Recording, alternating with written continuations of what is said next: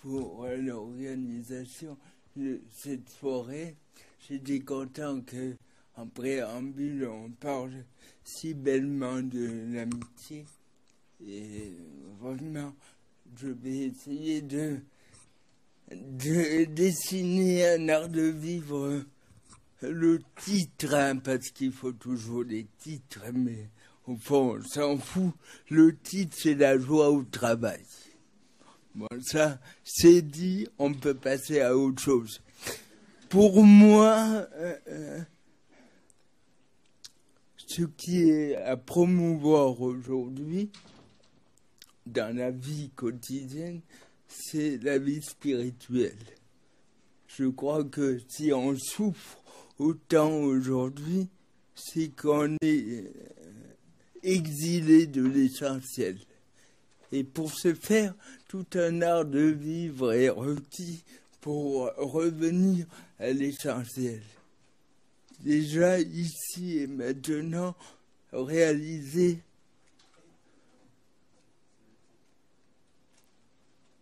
le miracle d'être ici. L'autre jour, j'étais chez le médecin pour 2-3 bricoles physiques. Et en quittant la pièce, il m'a posé une seule question. Il a dit, est-ce qu'il y a quelque chose au monde pour toi plus important que la vie spirituelle? Et j'ai dit oui, mes enfants, ma famille. Et il m'a dit, ta vie spirituelle doit passer en premier. Sinon, c'est de l'esclavage. Et depuis, j'ai toujours en tête cette exigence d'une vie spirituelle. Pour moi, la vie spirituelle, c'est sortir de la mécanicité. Être totalement spontané et être totalement vrai. Moi, je suis frappé comme du soir au matin, on est contraint de jouer un rôle. Et le lieu de l'entreprise est le lieu où souvent le matin on enfile un costard ou c'est la comédie humaine. Et je crois que ça fait des ravages sur le plan psychologique. Il y a peu, j'ai rencontré une petite fille, enfin une fille de 18 ans qui souffre d'autisme. Et sa mère, elle m'a dit, Marine, elle ne ment jamais. Et depuis, j'essaie d'être fidèle à Marine. D'essayer de mentir jamais, ou du moins le moins possible. J'essaye. Hein. En général, j'arrive, je me lève à 7 h du matin, à 8 h, j'ai trahi Marine. Exemple typique, comment vas-tu? J'ai le dos qui est bousillé, très bien. À midi, j'ai mangé un poisson dégueulasse. Le serveur m'a dit, comment avez-vous trouvé le poisson? Je me suis vu répondre, parfait. Donc, pour moi, parler de la joie dans l'entreprise, c'est parler de la faiblesse. Je crois que un des plus grands pas dans la vie spirituelle, c'est de ne plus avoir aucune peur de notre faiblesse. Du moment qu'on a peur de notre faiblesse, on est soumis au regard d'autrui. Et je crois que il y a une programmation qui se fait au quotidien. Moi, j'ai 2 enfants à l'école. Je vois bien que les valeurs véhiculées par notre société sont souvent la compétition, la comparaison. Même l'émulation, ça peut être pervers. Vouloir que l'autre me rende meilleur. Je crois que le chemin de la spiritualité, c'est de passer du cerveau au cœur. Au niveau du cœur, il n'y a aucun problème. Il n'y a aucune comparaison. Il y a une limpidité totale. Tant qu'on essaie de résoudre les problèmes de manière mentale, on se coupe du fond où il y a déjà la paix et la joie. Donc pour moi, ce qui caractérise la vie spirituelle, c'est deux mots, c'est l'abandon et l'action. L'abandon, c'est une confiance totale en l'existence. Pour le croyant, c'est en Dieu. Et l'action, c'est... moi, j'ai été frappé, j'ai fréquenté un maître zen, et à chaque fois qu'il y avait un problème, il disait « c'est pas compliqué », et il passait à l'action, il posait un acte pour aller mieux. Hein, moi quand il y a l'imprimante qui bloque, je suis en train de critiquer, j'aurais dû acheter une machine japonaise, Philips, c'est de la connerie. Ce n'est pas compliqué, c'est abandonner tout le discours mental pour être totalement dans l'action. Et je crois que face à une personne qui souffre, le pire, c'est la résignation. On confond souvent le mot résignation avec l'attitude de l'abandon. L'abandon, c'est de se donner totalement à la vie comme un enfant. Il y a un précepte zen très connu de Yumen qui dit « Quand tu marches, marche. Quand tu es assis, sois assis. Surtout, n'hésite pas. » Et on peut, comme le fait Sunryu Suzuki, on peut l'appliquer à la souffrance. Quand tu souffres, souffre. Quand tu es dans la joie, sois dans la joie. Moi, je suis frappé comme on donne peu l'occasion aux gens de vraiment souffrir. Ma fille, elle s'est gratinée l'autre jour les jambes, et dans la salle de bain, elle saignait, et moi, je lui ai parlé d'Aristote, de Platon, des stoïciens, et après, elle m'a dit « arrête ». Et je l'ai pris dans les bras et elle a souri. De nouveau, le mental, j'avais un père spirituel qui disait le mental au shot et tirait 2 fois la chasse. Bon, et c'est vrai, plus je lis les traditions mystiques, que ce soit Rumi, Maître Eckhart ou d'autres, plus je m'aperçois qu'il s'agit de retrouver un esprit d'enfance et de simplicité. Moi, franchement, j'ai fait de la philosophie pendant des années. Ça ne m'a pas servi à grand-chose. Par contre, 1 heure de méditation où on ne regarde pas passer les pensées sans aucun jugement. Je médite tous les soirs avec mes enfants, 4 minutes. J'ai dit ça à Maître Zen que je méditais avec mes enfants 4 minutes par jour. Il a dit c'est un P dans l'eau. Mais mon fils, il a 6 ans.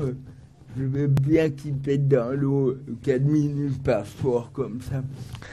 Et un jour, il y a quelqu'un qui a demandé à ma fille c'est quoi la méditation. Et elle ne savait pas que dire, alors je lui ai posé des questions un peu de la manière socratique.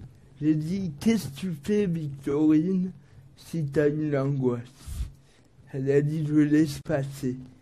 Si tu as de la colère, je laisse passer. Si tu as une envie, je laisse passer. Si ça crame la baraque, je cours loin. Et c'est toute la différence entre l'abandon et la résignation. Il y a un livre qui m'a sauvé la vie, c'est le Sutra du Diamant. En sanskrit, ça s'appelle le Vajrasiddhikaprajnaparamita Mahayana Sutra. J'aurais de la peine à dire 2 fois. Et dans ce texte, il y a une formule qui revient sans cesse et qu'on pourrait résumer ainsi: le Bouddha n'est pas le Bouddha, c'est pourquoi je l'appelle le Bouddha. Et ça, franchement, c'est une des choses qui m'a le plus sauvé au monde. Le Bouddha n'est pas le Bouddha, c'est pourquoi je l'appelle le Bouddha. Ma femme n'est pas ma femme, c'est pourquoi je l'appelle ma femme. C'est du moment que je comprends que je peux pas comprendre ma femme que je peux l'appeler ma femme. Et ça, ce refrain du Sutra du Diamant, c'est vraiment un exercice constant qui part du présupposé bouddhiste et de l'expérience, au fait, que la souffrance est liée à la fixation. Dès lors que je me fixe, je souffre. Et le Sutra du Diamant, le diamant est là pour casser tous les préjugés. Quand l'autre jour, j'étais dans un bus où on se moquait de moi, et j'ai eu l'intuition foudroyante, là. Le handicap n'est pas le handicap, c'est pourquoi je l'appelle le handicap. C'était à la fois assumer totalement le handicap et à la fois ne pas me réduire à ça. Et le génie de Bouddha, c'est la non-fixation sans banaliser l'expérience. La non-fixation, c'est l'adhésion totale à ce qui est. La non-fixation et l'esprit d'enfance. Donc, oui, je disais que en tant que personne handicapée, j'ai vécu 17 ans dans une institution pour infirmes moteur cérébral, et ce qui m'a conduit à la philosophie, c'est vraiment l'expérience de la joie. Et franchement, en tant que personne handicapée ayant vécu 17 ans donc dans ce centre pour personnes handicapées, je me sens de plus en plus appelé à une authenticité.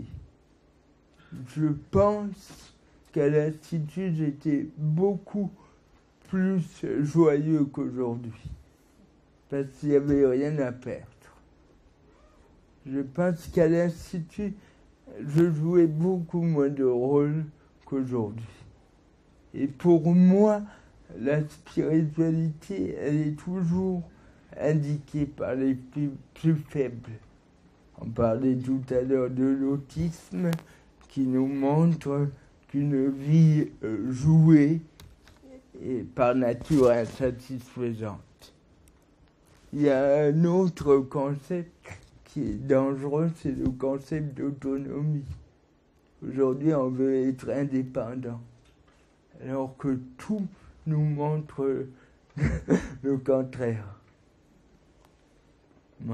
Mon attaché de presse m'a demandé de ne pas dire de gros mots, mais là, il y a un gag qui me fait rire, qui est un peu vulgaire, mais j'ai rencontré récemment un psychologue bouddhiste qui passait 15 minutes par jour à engueuler sa femme en rigolant les deux, et il m'a dit « ça m'empêche de l'engueuler pour le bon ». Et j'ai trouvé l'exercice très, très concret. Et depuis, j'applique ça à ma femme, et ça va super bien. qui nous mine en entreprise, mais comme dans la vie quotidienne, c'est cet impératif d'être comme les autres. Sartre a très bien montré ça. On se fiche d'une personnalité qu'on crée finalement en réaction au schéma éducatif.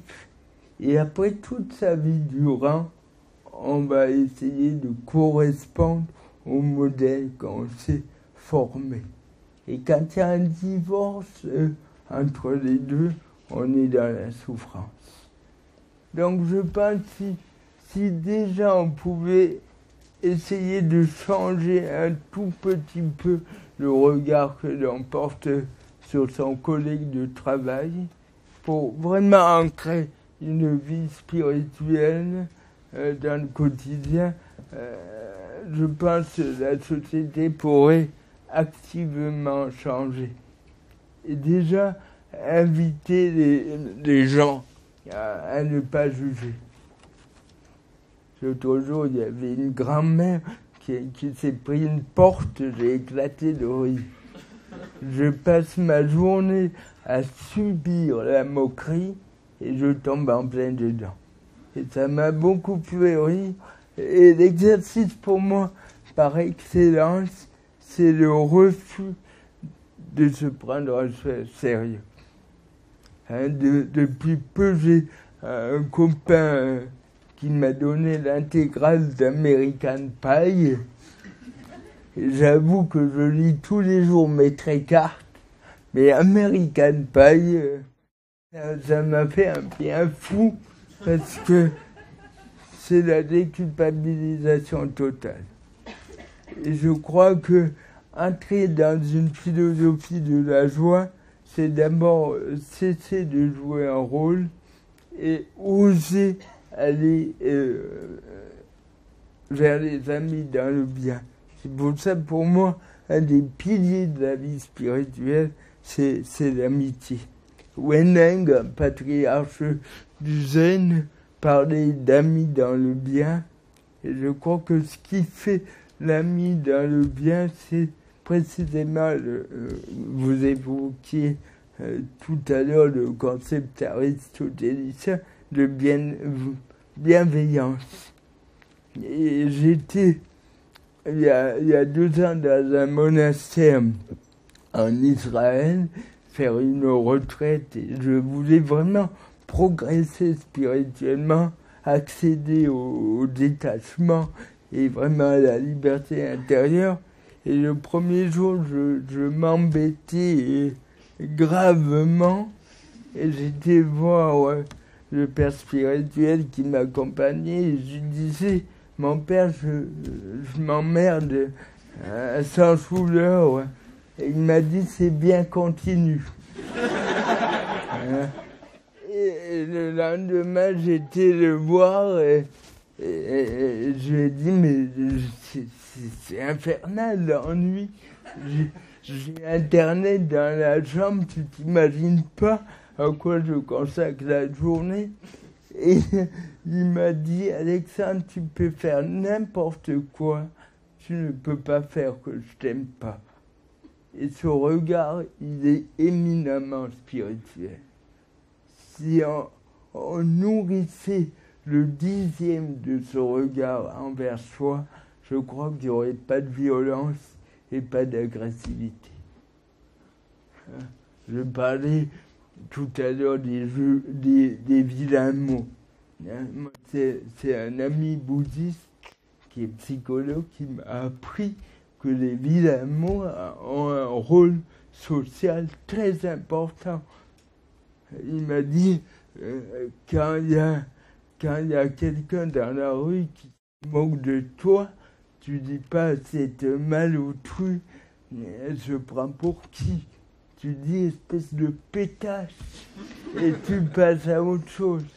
Et je trouve qu'il y a toute une répression de la violence dans l'entreprise qui devient pire que la violence. Parce que ça devient insinueux, incisif, détourné. Et je crois qu'un des grands pas vers un équilibre spirituel, enfin, équilibre, j'aime pas le mot, parce que l'autre jour, j'ai dit à ma femme, il y a quelqu'un qui a dit que j'étais déséquilibré.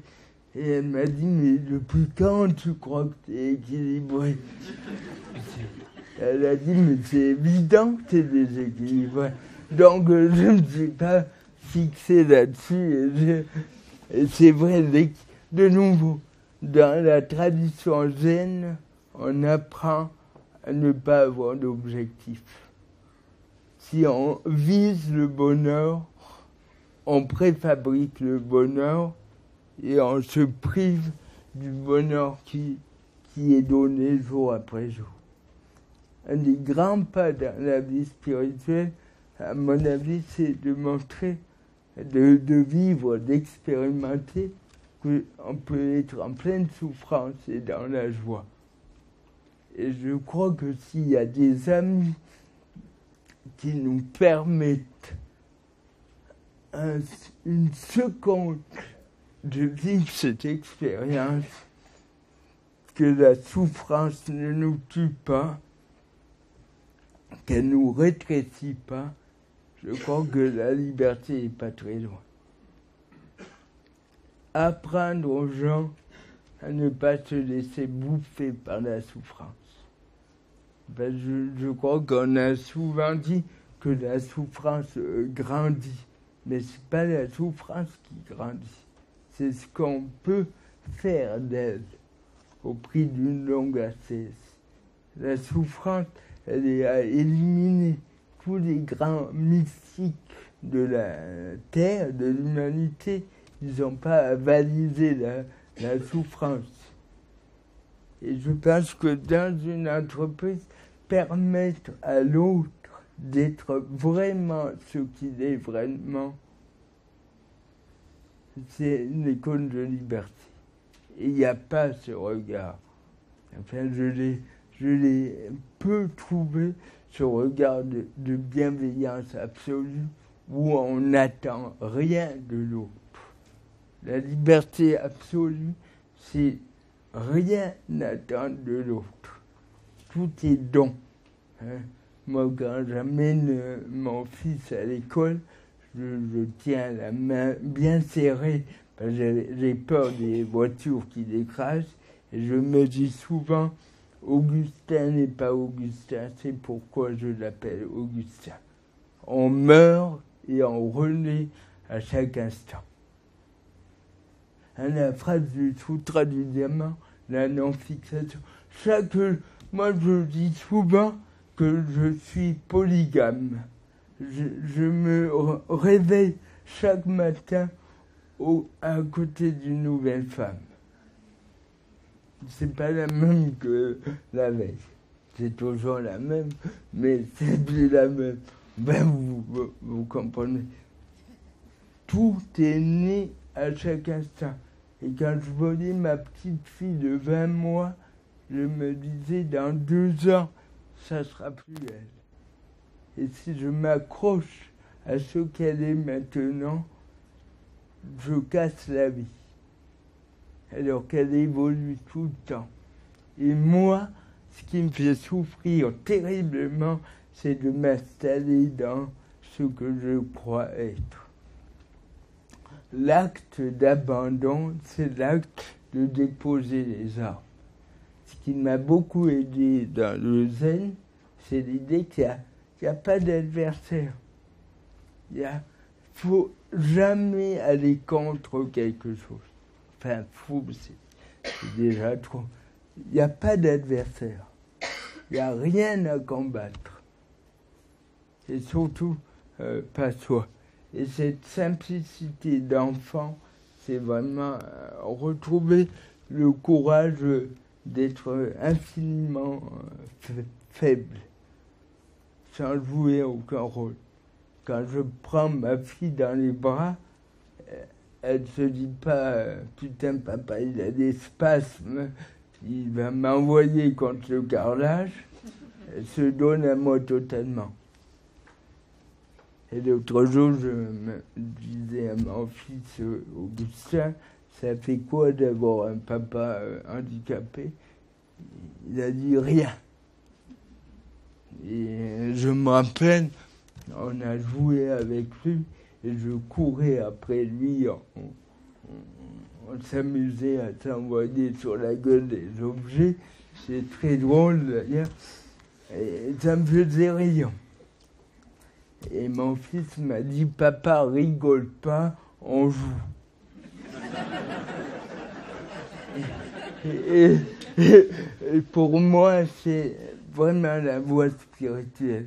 Papa, rigole pas, on joue. Merci beaucoup.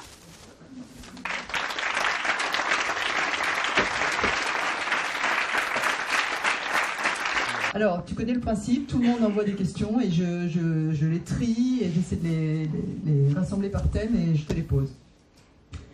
Alors, est-ce que la bienveillance au travail est possible quand on n'a plus le temps de parler avec son voisin de bureau? Oui.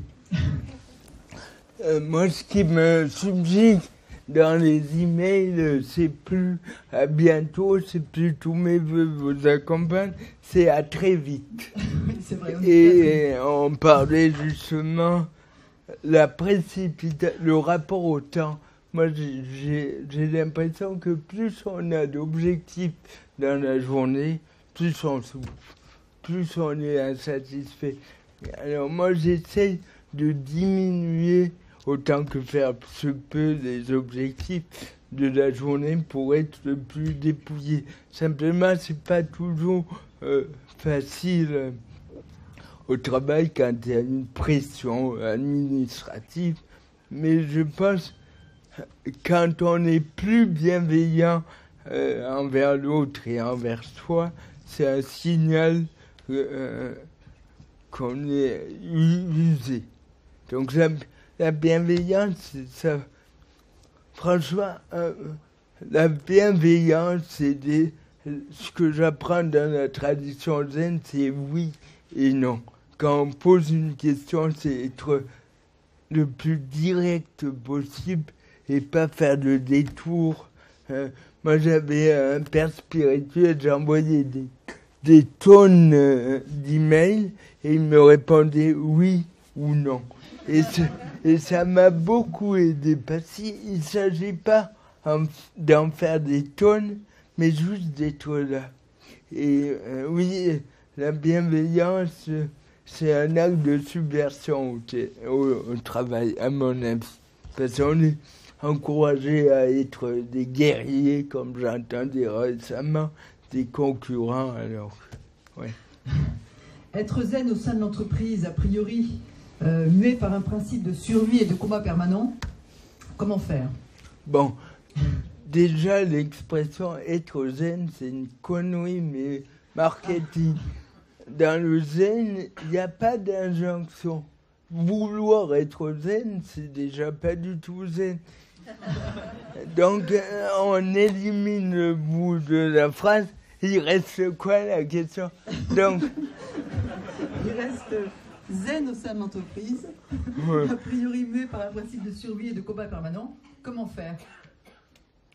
C'est toute la difficulté du propos que j'ai tenu aujourd'hui. Je sens bien que c'est inapplicable dans un milieu de travail où on se déchire, où on se critique. Cependant, je crois que prendre du temps pour ne... c'est toujours le même principe. Le Bouddha disait c'est l'attention qui sauve.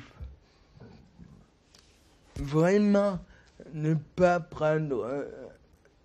se laisser happer par les circonstances. Et paradoxalement, ce qui mène à ça, c'est de vivre à fond l'émotion. Moi, j'avoue que certaines fois, je donne des conférences et j'ai l'impression de jouer un rôle. Alors, je passe aux toilettes un quart d'heure, je ferme à double tour et je hurle tout ce que j'ai sur le cœur. Et c'est un exercice que m'a appris une fois un ami. Et je pense que vraiment être vigilant à l'émotion qui est née en moi, où je me sens bien. La question vitale, parce que vous parlez de survie, c'est se dire qu'est-ce qui me ressource durablement. Parce que le grand danger, c'est l'épuisement au travail a fortiori. Et c'est demander qu'est-ce qui me ressource. Pour moi, à part American Pie et Maître Eckhart, c'est vraiment les amis dans le bien. Ouais. Comment convertir son boss à la bienveillance, à son insu? À son insu est important. Jean Delacroix disait que c'était plus difficile d'être patient que de ressusciter un mort. Et pour moi, je pense vraiment on prêche par l'exemple. Montrer la persévérance dans le bien, c'est ce qui, à mon sens, aujourd'hui, c'est ce qui convertit le mieux. Oui, plutôt que vouloir changer l'autre. J'ai un ami qui dit on vit toujours en ménage à 3 avec la femme qu'on a et la femme qu'on voudrait avoir. Oui, c'est valable pour le mari aussi, je te rassure. Donc, justement, on est 4 dans la chambre à coucher. C'est beaucoup. Donc, vouloir changer son patron, ça réclame une énergie considérable. Et vraiment, ouais. C'est peut-être... Par contre, il y a des choses intolérables. La violence, l'agressivité. Et de nouveau, c'est un acte subversif que de dire c'est inacceptable. Enfin, au sens moral, la violence. Est-ce qu'être direct au travail, être soi-même, n'amène pas à des rapports parfois conflictuels avec les autres? Alors, moi, je me méfie toujours de l'expression « être soi-même » parce que pour beaucoup, c'est l'affirmation de soi.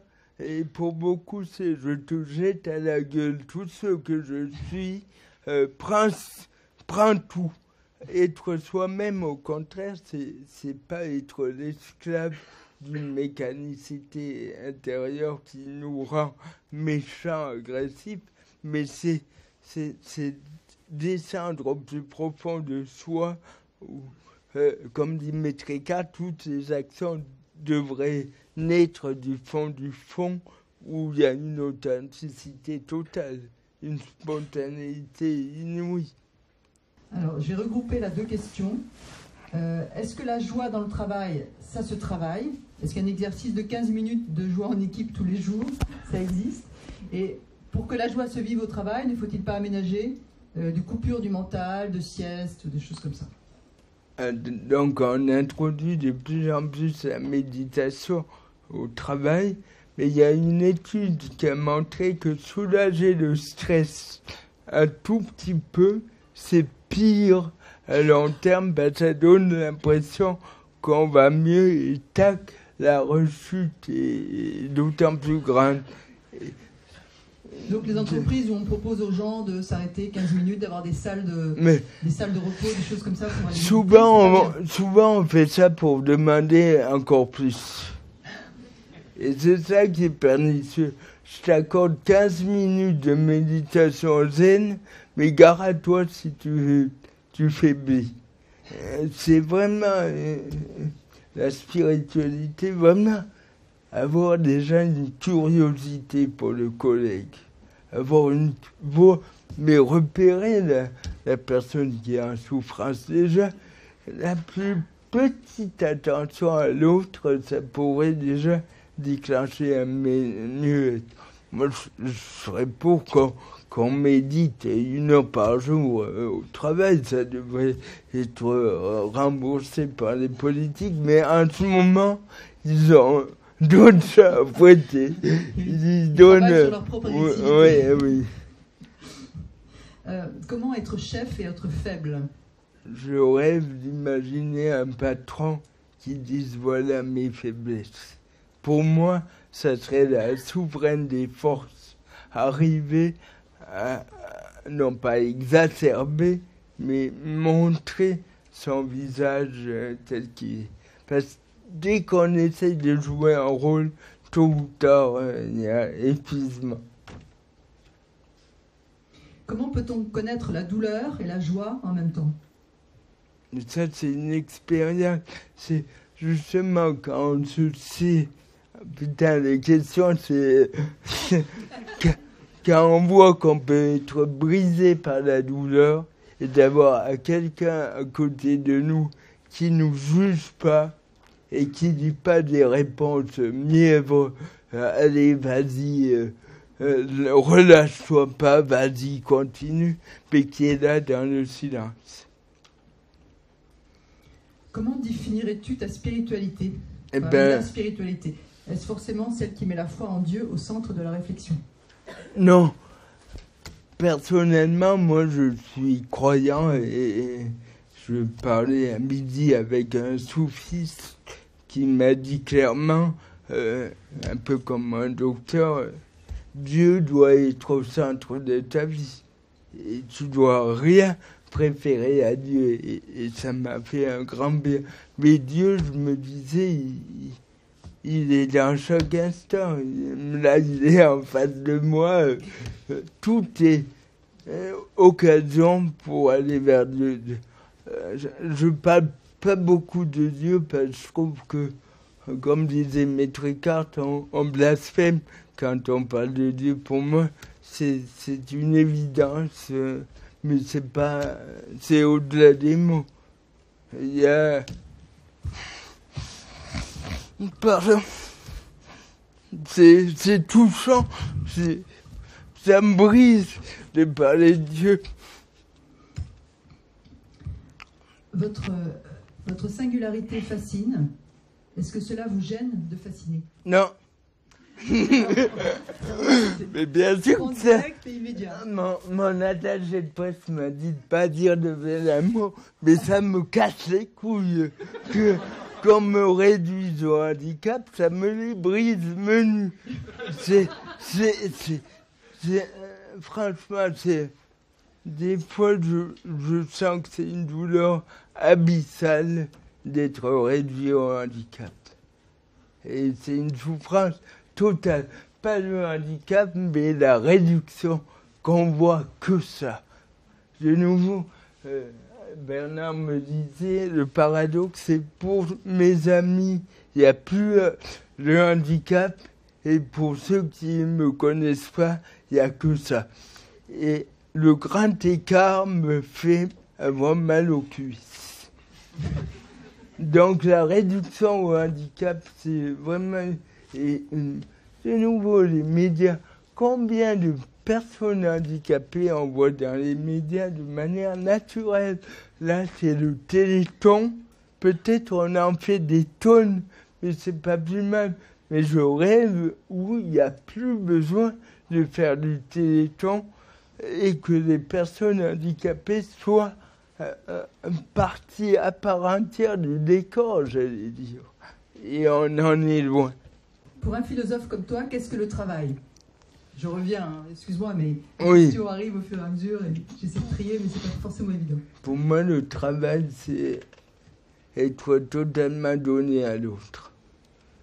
Totalement donné à l'autre? Ouais.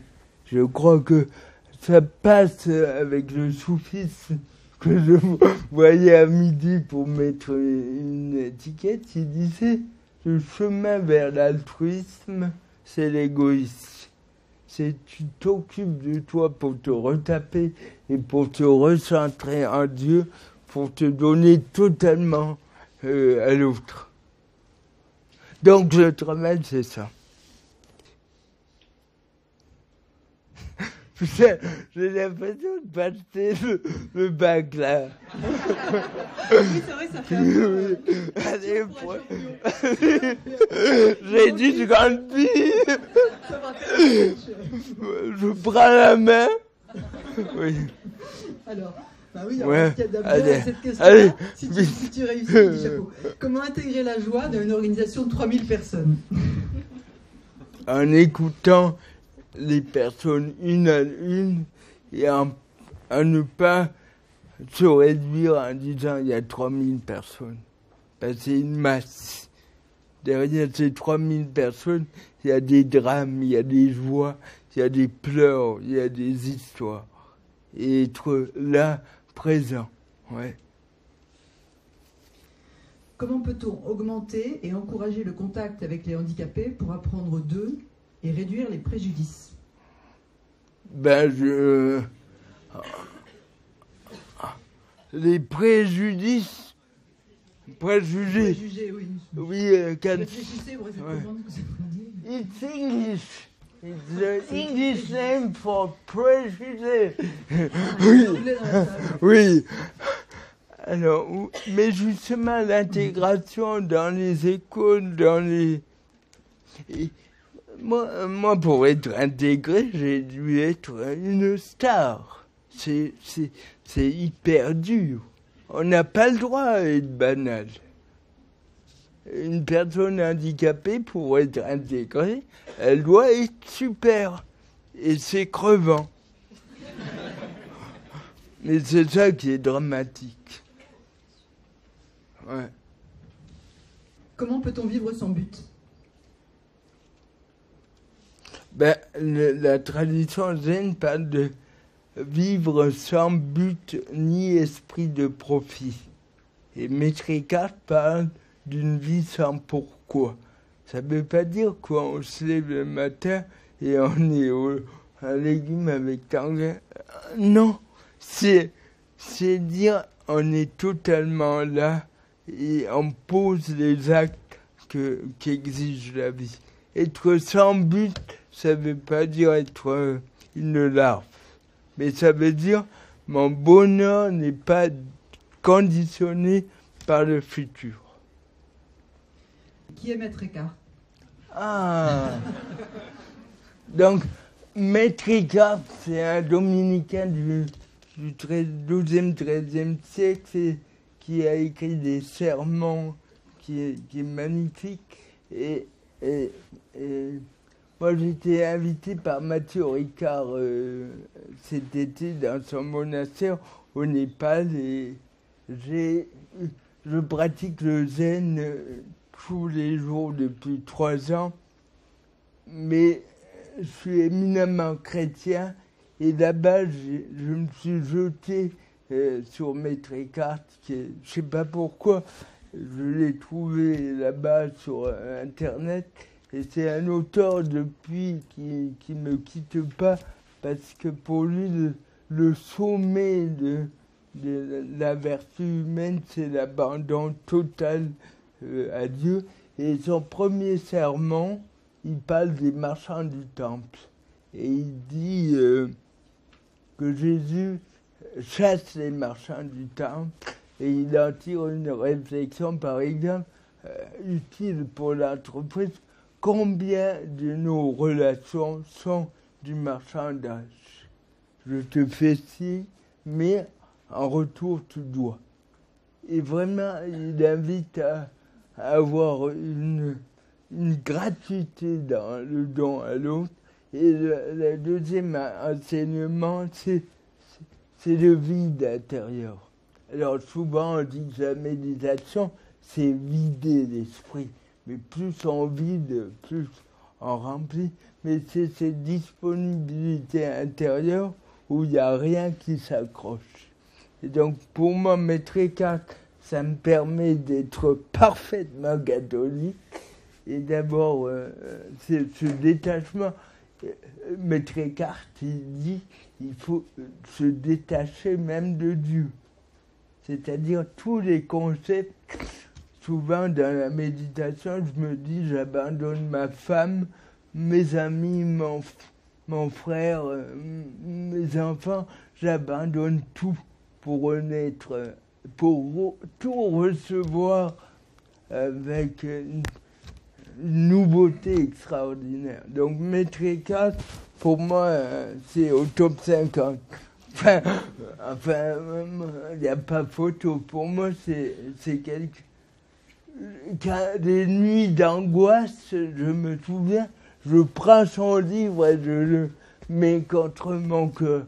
Savoir que la Terre a porté un type comme ça me donne de la joie. Déjà ça. Mais c'est tout à fait affectif. Mais j'abandonne mes cartes. Quand vous méditez avec vos enfants, qu'est-ce que vous leur dites pour qu'ils arrivent à faire le vide? Ben justement, à rien faire. Enfin, ça, la méditation, c'est pas faire le vide, c'est ne se fixer sur rien.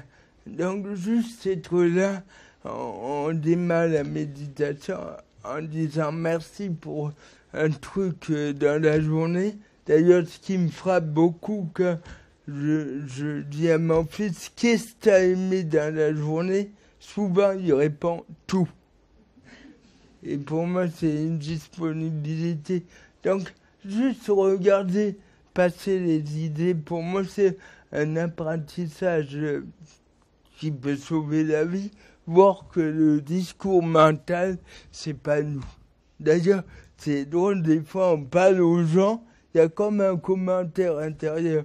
Putain, elle sent mauvais, est-ce qu'elle est mariée? Ben, on laisse passer ça et on est totalement attentif à la dame qui pue de la gueule devant nous et qu'on juge absolument pas. Mais c'est tout simple, voilà. Donc la méditation, voilà. Bon, pour terminer, les applaudissements, quand est-ce que tu vas te présenter comme candidat à la présidence de la République? Bon, c'est écrit, hein. Je suis suisse, alors Dieu m'en préserve. Merci à vous.